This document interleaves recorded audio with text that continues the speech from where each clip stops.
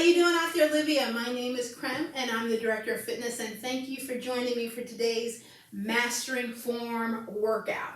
The Mastering Form workout series was developed to show you some of your favorite exercises or some basic movements that you may have tried before, but to show you how to do them properly and safely.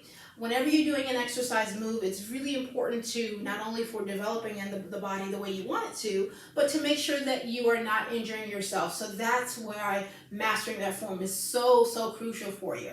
Before we jump into today's Mastering Form workout, as always, make sure you got some water handy. I've got mine. Stay hydrated. It's no different with this routine today. Also, you want to make sure that you check with your physician. Just make sure it's A-okay before you begin any new exercise routine.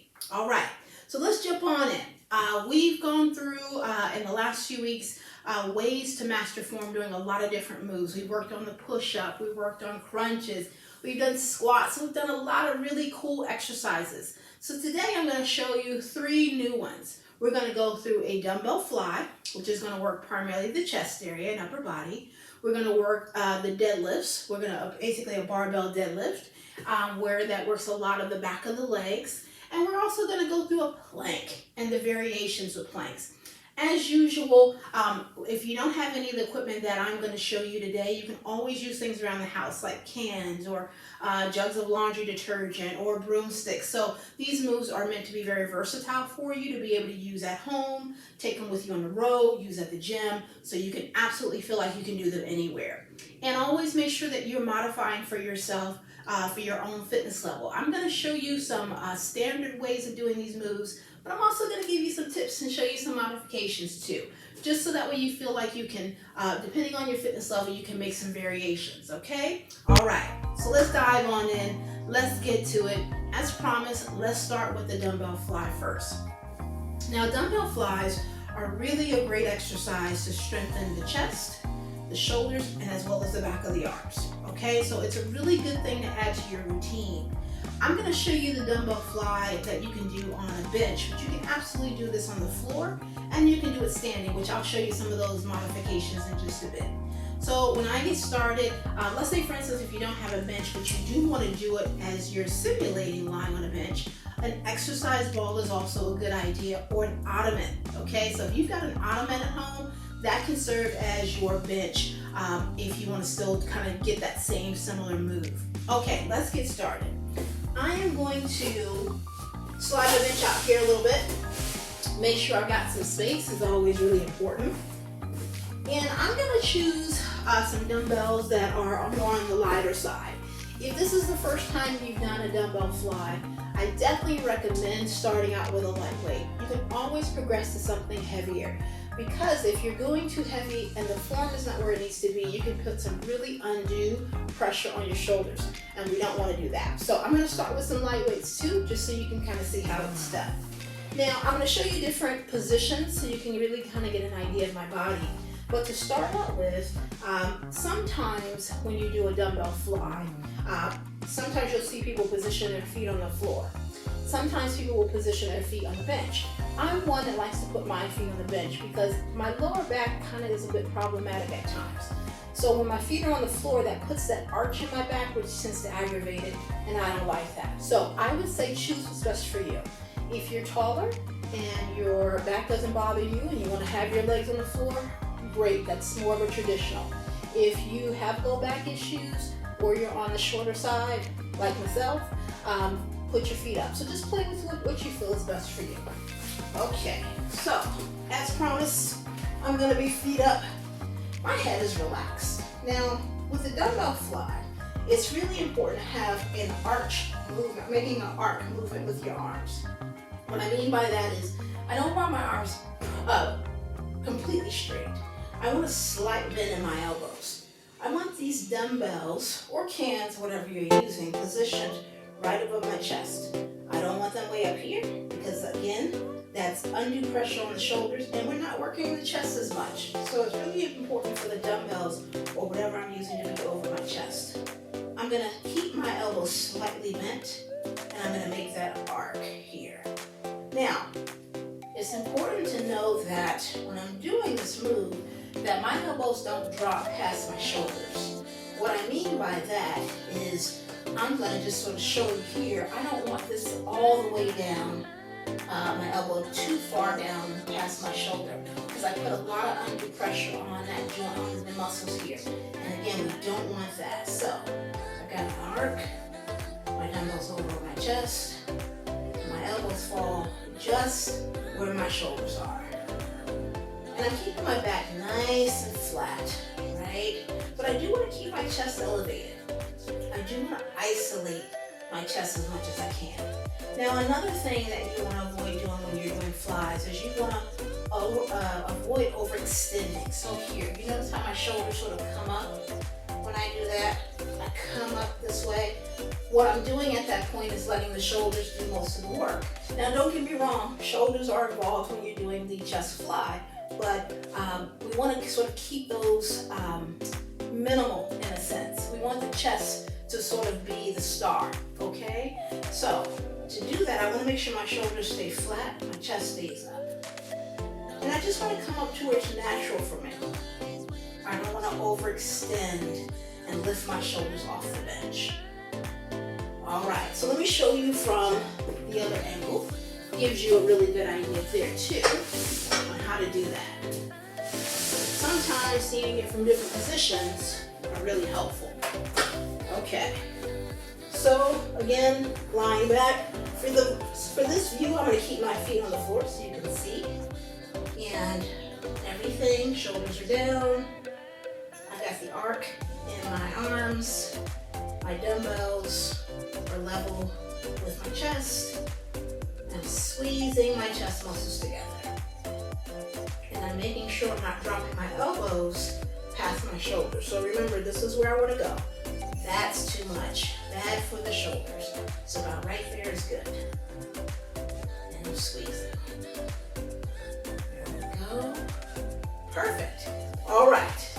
Now, you can, as mentioned before, there's variations to do this. So let's say, for instance, you're like, okay, I do like the bench. Can I do an incline? Absolutely. What you would do is, if you do have a bench, you can't do that with a flat bench, but let's just say your bench has the ability to incline. You would just raise it up just a little bit.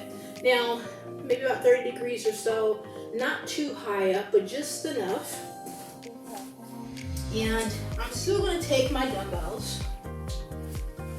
Same rules apply, okay? Arc in my elbows. Still dumbbells over my chest. Just like that. Now, when you elevate or you do more of an incline chest fly, right, you tend to focus still on the same muscle groups. You're still getting the chest, the shoulders, the back of the arms, but you're going to get a little bit more of the upper part of the chest area. So variations of that fly can definitely sort of determine where you're gonna have more of that impact in those chest muscles there. All right, so that's one way. Now let's say you don't have a bench at all, or there's not an ottoman available, or you don't want to do these on the floor, okay? You can always do them standing too. Now if you're gonna do them standing, it's really, really important to make sure that you don't pick a weight that's too heavy, all right? So I'm gonna make sure I have a good posture. Let's talk about good posture. So good posture, standing up nice and tall. Again, I'm gonna bring my arms up. I still have that arc in my elbows. And I'm squeezing my chest together. I'm coming up about no more than shoulder height. And I bring the dumbbells together, crossed in front. So just to show you this view here. And up, and squeeze in the front. So I'm still gonna get a really good effect for that dumbbell fly without having a bench, or without having something to lie on, or lying on the floor. So some variations there. Perfect. All right, so we got the dumbbell fly. Next thing we're gonna go over is the deadlift. Now, deadlifts are a really great exercise to do for your rear end area, the back of the legs, which is great. But it also helps a lot with sort of the hinging movement from the hips. okay? And we use our hips, that hinging movement from the hips, to do basic things like picking something off the floor and putting it back down on the floor. So it's really important to have really good strong back of the legs and rear end area and those hips, having that hinge mobility in the hips. So a deadlift is a really, really good exercise for that. There's many different variations on how to do a deadlift. I'm going to show you pretty much a standard barbell deadlift, or we're going to show you, we're also going to do some modifications in there as well. Now, let's say for instance you don't have a barbell, okay? Now I'm going to show you with a weighted bar. You can use a standard Olympic bar like the ones you see in the gym, the big ones, and put plates on each side. You could do that as well too. A weighted bar is a really a good way to sort of learn how to deadlift. Also a broomstick or a mop, right? Something that just sort of gives you that feel if you want to use more of the standard bar technique for a deadlift. Okay, so we're going to start with the bar or whatever you were using on the floor. What I want to do is I want to make sure my feet are about hip width apart.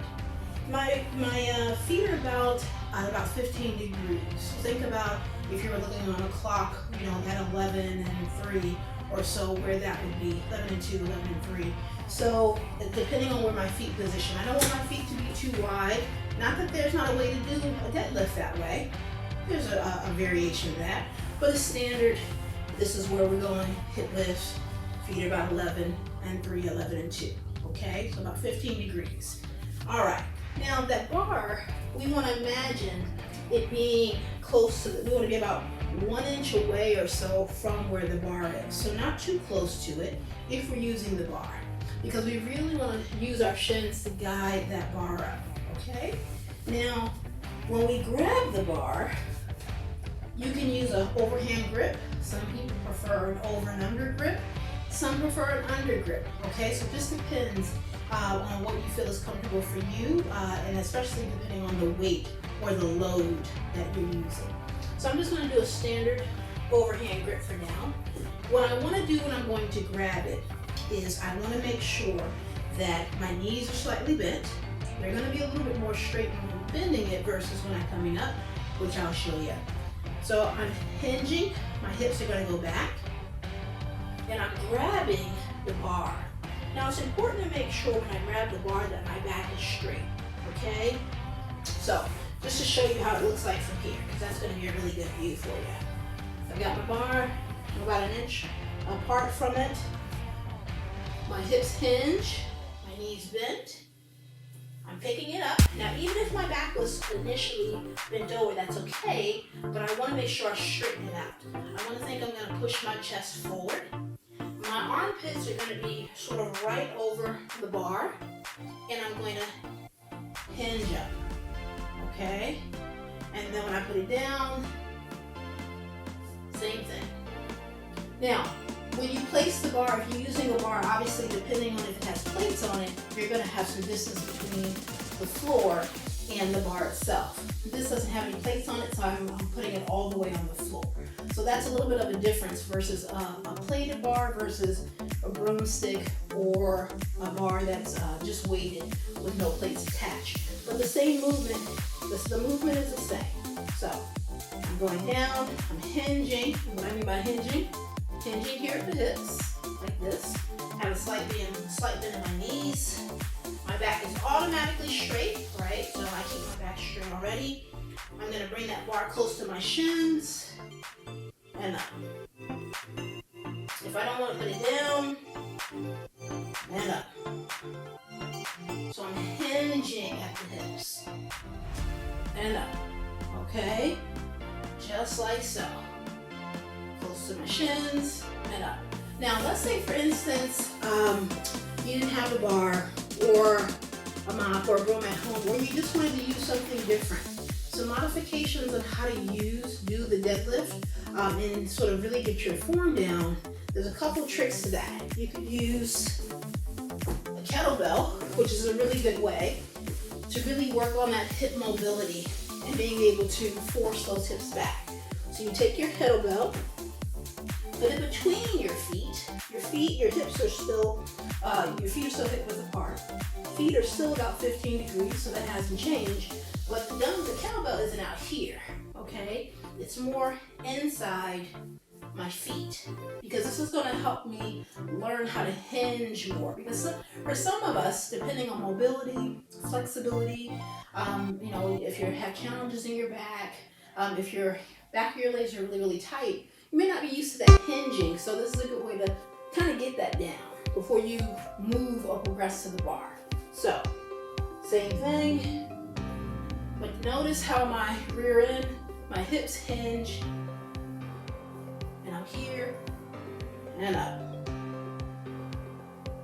So, some people find the kettlebell a really good way to learn how to get into that deadlift motion, okay? Putting your right foot between your feet and lifting it up, okay? Getting that hinge down. So just to show you from this angle, same thing, and up. Hinging, chest is up, and up. Hinging, chest is up, and up. Now, let's say for instance, you don't have a kettlebell. A jug of laundry detergent is great to do that with. A dumbbell is good too, so just a single dumbbell is great to use for that. Also, a wall is a good way to learn how to hinge. So let's just say, for instance, you're still not quite there yet, but you really want to try the deadlift. Put your rear end up against the wall. Nothing's changed with the feet position. We're still hip width apart, still about 15 degrees or so. And I'm going to simulate my hands that I'm holding a bar. And when I hinge, my rear end should hit the wall. Right? So that's sort of giving you an idea of, okay, this is how I would hinge. Is my rear end hitting the wall? And are my knees bent? Still the same rule, back straight, keeping the bar or the kettlebell or dumbbells close to my shins. There we go. Okay, perfect. So different ways to kind of work on that deadlift, okay? Bar, kettlebell, wall. So ways that you can kind of modify that and kind of ease your way into that movement. Okay, so now, since we've gone through the dumbbell flies and the deadlift, let's go through the plank. Planks are a great exercise to really improve your core strength and stability. Lots of different ways to do a plank. You can make them very, very sort of doable for someone at a beginner fitness level, and they can get super, super advanced. So I'm going to show you some variations and some modifications with the plank. But overall, a plank is awesome for good posture, good strength, really that stability in that core, and it also works the whole body. Sometimes we don't think about that. Depending on the variation of the plank, you can really work the whole body in there. So it's a really great thing to add to your core routine. So first, we're going to start with the standard plank. Standard plank, traditional plank, on the hands and the toes, okay? Now, I want to make sure my hands are directly under my wrists or under my shoulders, all right? So I don't want my arms out here. They need to be directly underneath my shoulders.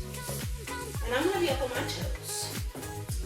It's important to make sure that my core, my hip area isn't dropping out, so my lower back isn't sagging, and my rear end isn't high up in the air. Got to make sure everything is flat. And I'm going to engage my core, so I want everything to be tight. Right, like that. Now let's say, for instance, a standard plank is really a little too difficult right now. That's okay. Or maybe being on your hands for a period of time doesn't work for you. Maybe your hands, bother you a little bit, or your wrists bother you. So there's some modifications you can do for that. One is a forearm plank. So when I'm on a forearm plank, my elbows are on the ground. And I want my elbows under my shoulders, directly under my shoulders. Same thing applies. I want a flat back, core engaged, stomach muscles engaged. So no sagging, and not high up in the air. Just a nice flat back. And you want to breathe. That's probably one thing for sure that can get to be really difficult when you don't a plank is holding your breath. So remember, breathing out through the mouth, in through the nose, really regulating that breath is really important when you're doing a plank, okay? Let's say, for instance, we're not quite there yet. Maybe we're not on the forearms and the toes yet. Maybe that's still a little tough for us. That's okay. What we can do is we're going to still have our elbows under our shoulders. And instead of being on our toes with a flat back, we're going to drop to our knees. What that does is it transfers the load of the weight. So you're still having a nice challenge here in the core muscles, right? I'm still getting it nice and tight here, but it's not so much. And it's easier on my lower back if my lower back is a bit challenging for me, right? So there's absolutely a way to do that. Now, let's say, for instance, you say, well, I like that. That works really, really great for me, but it wasn't as difficult, right? I sort of need something in between. You can go more standard with your hands. So my hands, wrist, everything is under my shoulders. And instead of being on my toes here, I'm going to be on my knees. So that gives me still some of that challenge of being up on my hands and trying to hold this position. But again, the load is distributed differently because now I'm on my knees versus on my toes. So, different variations with that. Just depends on where you are, right? You can also do a standing plank and a side plank and a runner's plank. There's a ton of them to do. So really take a look at your fitness level to determine where you are and how you want to do your planks. Either way, I recommend them as a way to introduce and really work on that core, give you some different exercises that you can do. They work fantastic. All right. Well, thank you for joining me for today's Mastering Form workout. I hope you enjoyed it. If you have any questions about the moves that I showed you today or any of the exercises that you see, or maybe there's an exercise you specifically want me to show you and kind of slow down and demonstrate for you, please email me at fitness@livia.com. I'm always here to assist you. Thank you so much. Have a great day, and just remember to always work on mastering that form.